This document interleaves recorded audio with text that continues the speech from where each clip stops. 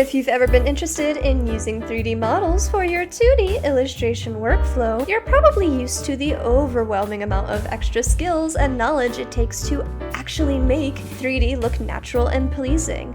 Luckily, in this video, I'll be walking you through everything you need to know when using 3D assets professionally. We'll be going over my personal process and some tips for finishing backgrounds in webcomic panels by using some free and affordable brushes as well. Thank you so much to the lovely people over at ACON3D for sponsoring this video and letting me use and show off their assets. This is the second part of my tutorial series using ACON3D's hand assets for artists. If you want to watch the first part, you can find it here. I highly recommend watching it since I won't be talking about any 3D basics in this video. Before I talk about my own art process, I want to talk about the different ways you can utilize 3D in your workflow, so that way it's easier to figure out where you can practically apply 3D into your 2D projects. So here's a scale. This scale represents the different reasons and methods for using 3D models and why you might fall into them. On the far left side, we have the reference scale. This is where you'll take the 3D model, pose it, and use it like any other kind of reference image. This works if you have a kind of art style that wouldn't benefit from having the model as a part of your sketching process. You could use the 3D models to better study from like you would from real hand references. These can give you a better idea and understanding of the shapes you're studying from. Plus, you can also utilize the camera distortion tools in Clip Studio to push your studies even further. Speaking of sketching, in the middle we have the sketch scale. This covers pretty much anywhere from using the model as your loose sketch or a direct one to jump into line art. Though you might be wondering, what's the difference between that and the direct use part of my scale? Well, that's because there's actually ways to use the 3D models as your line art with small edits and changes on your end. I'll be showing you how to do that later in this video. No matter which part of the scale you fall onto, your art process is your own, and you shouldn't feel guilty if you fall onto one side or the other. I've spent enough time watching and studying from a wide range of professional artists, and as a professional myself who's worked with various companies, it's frankly a little silly to feel guilty for using tools that could speed up your process. It matters much more that you enjoy what you're making, no matter how much you rely on 3D to accomplish that. There's space for everyone in the art community, especially when it comes to those who want to use 3D to improve and push themselves further than what they could have done by themselves. So treat your fellow peers with kindness. We're all here to be creative and passionate.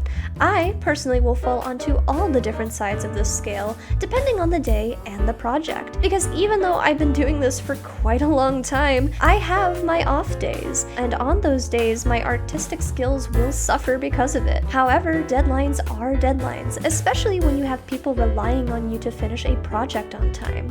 So tools like this help with finishing an illustration without the cost of your own health and well-being. Now I'm sure you're looking forward to the tutorial part of this video, right? So let's jump into a project then, shall we? Since you have 3D hands that can pretty much be put into any situation and at any angle, it's easy to get overwhelmed. So I personally recommend sketching out your ideas as small as possible. I call these napkin sketches, which is my quick, low-effort stage of the illustration process. I make these very small and loose because if I end up not being very satisfied with the overall composition, I can delete them without feeling like I wasted a lot of time and effort. Even though these sketches are loose and pretty messy, I still want to be able to tell my objects apart, especially if I close my program to take a break or lunch. There's nothing worse than having a great idea and feeling like everything makes sense in your sketch, and then coming back after doing something else and looking at it and having no idea what's actually going on. That's why I add gray colors underneath my napkin sketches after scaling it up to the size of my canvas. Each shade of gray tells me something different about my sketch. The darkest color is usually the closest object in frame or the most important. For example, I originally planned to have a few different things flying off the platter, so I ended up simplifying this much more in the later stages of the process. But for this stage, I just made those shapes and the hands my darker shades of gray since they're the most important. Things that still take up space on my canvas will still be colored in gray, but in a lighter shade as to not distract from everything else going on. Since this illustration was going to be a thumbnail, I didn't want to get lost in the details, which is why I also added in rough text to keep me from drawing and putting in extra details that could possibly be covered.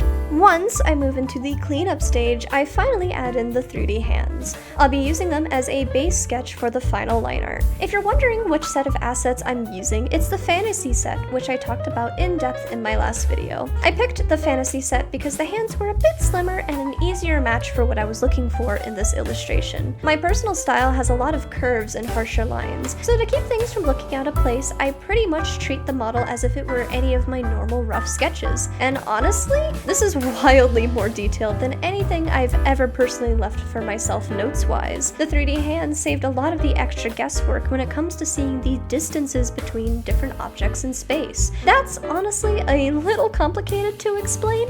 The best way to think about it is like taking a 3D camera and moving it closer or further away from the object. That could be a whole video topic in and of itself, so I won't spend too much time on it today. Everything past this point is final rendering and shading, though I'd like to move into the second method, which is just using the flattened image of the 3D model directly in your artwork. Depending on what kind of canvas you're working on, I recommend just using Ctrl-Shift-V, since that places the model without putting it into any weird positions. It's much easier to rasterize the model in the center of your canvas and then move it into position later, because you might start to get some weird 3D camera distortion.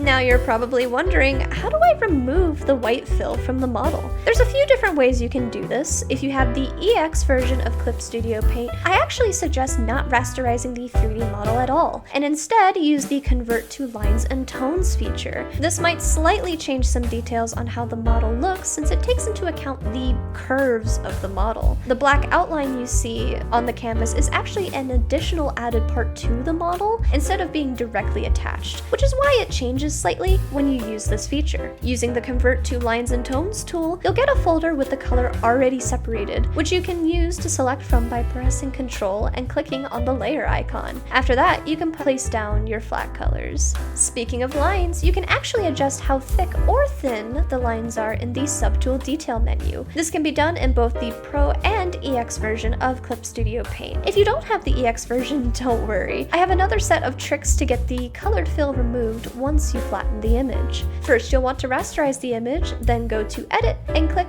Convert Brightness to Opacity. This will instantly get rid of all the white fill from the image and give you perfect line art to work with. Some of the 3D hand models offer texture options that have gray underneath. Using this method will keep those grays on the model, but it will lower the opacity a bit. If you want to make your flat coloring process faster, I suggest you select the white part of the flattened image, place a layer underneath, then fill with the color you want to change it to.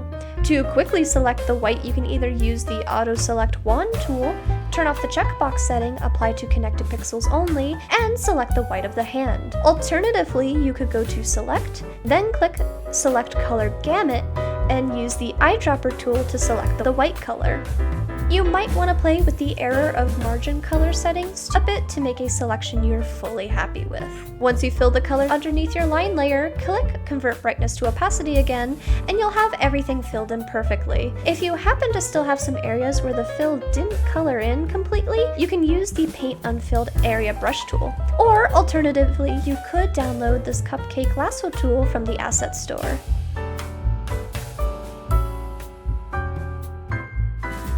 Sometimes you might have to use the paint bucket tool, and when you turn off the line art, you'll notice that the paint bucket didn't color under the lines completely. To fix this, you can select your lines by hitting Ctrl on the layer icon, then hold Shift and select your flat colors to make one big selection. You can tell because the edge of the selection will be on the outside of your lines fully and not in any of the other intersections of your artwork. Next, go to the Adjust Line Width tool, set it to Thicken, and raise the settings as needed.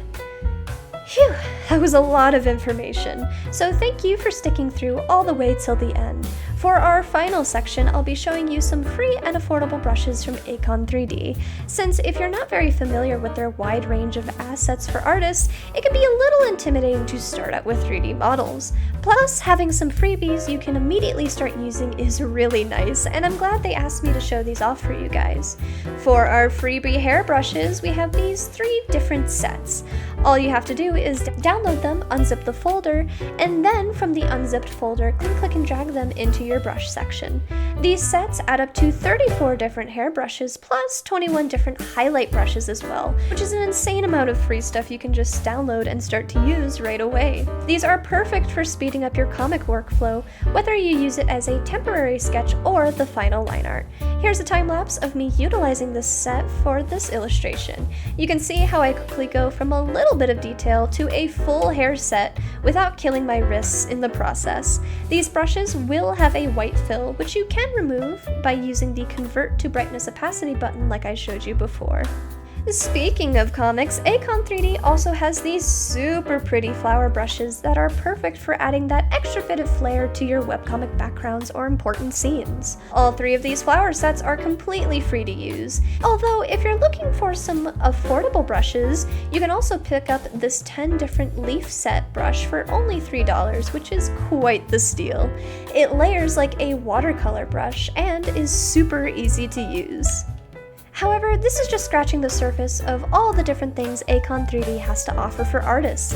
Plus, they run sales and events all the time, so even if you sign up for just the free brushes, you can also be sent emails whenever an event or sale happens. If you use my referral link in the description, you can get a total of $18 worth of coupons on your next purchase. Plus, it helps support me as well.